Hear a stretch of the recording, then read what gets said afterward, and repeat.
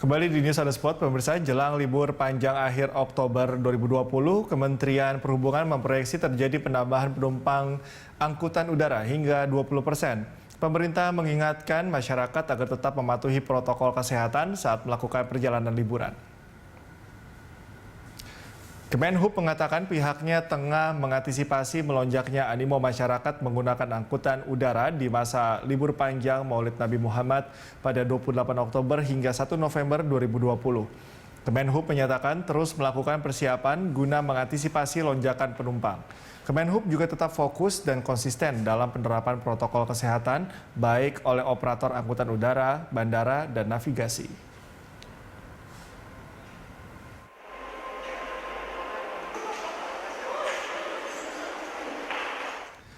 Kementerian Perhubungan memproyeksi terjadi penambahan penumpang angkutan udara hingga 20% saat libur panjang akhir Oktober pekan depan.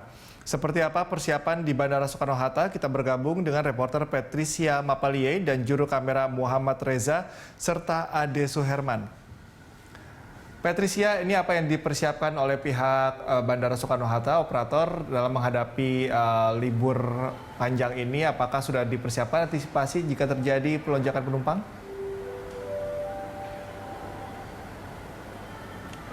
Ya, PT Angkasa Pura II dalam hal ini juga Bandara Internasional Soekarno-Hatta pastinya sudah melakukan sejumlah persiapan cikal. Di dalamnya adalah terkait dengan kampanye untuk penerapan safe travel atau perjalanan yang aman kepada masyarakat. Tadi juga kami sempat dengarkan beberapa kali disampaikan oleh pihak operator melalui pengumuman pengeras suara seperti itu, mengingatkan untuk tetap menerapkan protokol kesehatan dan juga tetap menjaga imunitas tubuh pada saat bepergian menggunakan pesawat udara. Nah, terkait dengan hal ini, kita juga tahu bahwa dari Kementerian Perhubungan sudah memproyeksikan atau memprediksi bahwa nanti pada akhir Oktober 2020 ini akan terjadi lonjakan penumpang paling tidak 20% kalau kita bandingkan dengan hari-hari biasanya di masa pandemi COVID-19 ini. Dan diperkirakan bahwa nanti untuk arus mudik ini akan terjadi pada 28 Oktober 2020 yang merupakan hari pertama libur panjang dan akan ada pergerakan penumpang sebesar 110.000, itu diprediksi seperti itu. Kemudian nanti pada arus baliknya itu akan terjadi pada 1 November 2020, itu hari terakhir untuk libur panjang. Dan diproyeksikan bahwa akan ada pergerakan penumpang sebanyak 112.000 penumpang. Dan bukan hanya pergerakan atau penambahan pergerakan penumpang, tapi juga akan ada penambahan pastinya untuk pergerakan pesawat. Sementara terkait dengan hal itu juga kita lihat bahwa di akhir bulan ini akan ada libur panjang mulai dari 28 Oktober sampai dengan 1 November dan dibarengi juga dengan stimulus yang diberikan oleh pemerintah terhadap industri penerbangan yang kemudian berdampak pada pengurangan harga tiket sejumlah maskapai, sehingga banyak juga masyarakat atau bukan tidak mungkin bahwa prediksi Kementerian Perhubungan untuk adanya pergerakan penumpang yang naik 20% ini akan benar-benar terjadi pada tanggal-tanggal tersebut. Sehingga perlu juga kehati-hatian dan juga kewaspadaan langsung dari masyarakat terkait dengan hal ini agar nanti saat bepergian atau harus menggunakan pesawat terbang atau menggunakan angkutan udara untuk bepergian begitu tetap untuk menerapkan protokol kesehatan. Pun demikian dengan protokol kesehatan yang dilaksanakan di PT Angkasa Pura II, di bawah Angkasa Pura II, termasuk juga di Bandara Internasional Soekarno-Hatta. Cikal.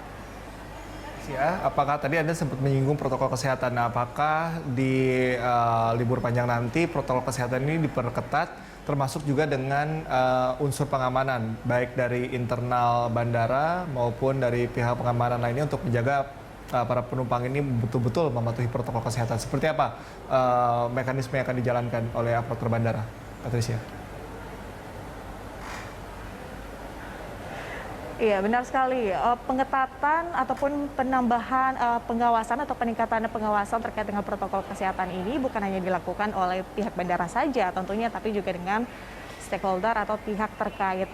Nah, kalau di Bandara Soekarno-Hatta sendiri, ini peningkatan protokol kesehatan ini akan terus dilakukan. Namun kalau kita melihat pergerakan penumpang, jika bisa saya sampaikan dari pagi sejak siang sampai dengan siang hari ini, meskipun beberapa hari lagi menuju libur panjang, bisa saya katakan bahwa ini memang sudah terjadi peningkatan. Kalau kita bandingkan dengan beberapa saat yang lalu, saat pemerintah melakukan atau mengkampanyekan terkait dengan stay di rumah atau tetap di rumah saja dan tidak bepergian. Kalau kita bandingkan dengan sekarang ini mungkin sudah terjadi lumayan peningkatan seperti itu, namun bisa saya katakan masih bisa diakomodir dan hal itu terlihat di mana banyak tempat duduk seperti itu yang bisa dikatakan masih kosong meskipun sudah dilakukan adanya protokol kesehatan jaga jarak seperti itu. Nah, dan dengan pengetatan protokol kesehatan yang dilakukan, dengan tadi saya katakan ada kampanye soal safe travel, kemudian juga bagaimana para penumpang ini atau masyarakat yang ada di Bandara Internasional Soekarno-Hatta terus diingatkan untuk melakukan penerapan 3M, memakai masker, mencuci tangan, dan juga menjaga jarak.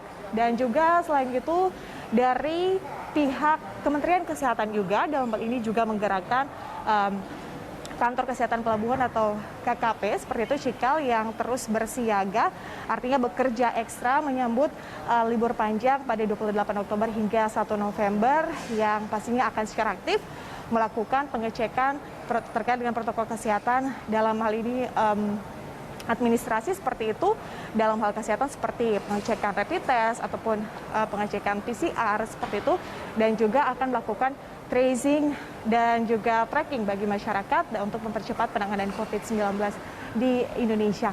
Nah, persiapan-persiapan itu yang kemudian dilakukan dari sisi pengamanan, kemudian juga dari sisi protokol kesehatan terus dilakukan. Kalau kita lihat di Bandara Internasional Soekarno-Hatta, jaga jarak, ada kursi-kursi kosong yang tidak diperbolehkan untuk diduduki, kemudian juga ada penambahan tempat cuci tangan seperti itu. Kalau biasanya di sekitar bandara tempat cuci tangan hanya di bagian toilet saja, tapi juga ada beberapa spot yang kemudian disediakan seperti itu tempat cuci tangan agar masyarakat lebih waspada dan juga lebih menjaga kesehatan dan juga kebersihan diri masing-masing. Cikal. Ya baik, Patricia, terima kasih atas laporan Anda. Selamat bertugas kembali.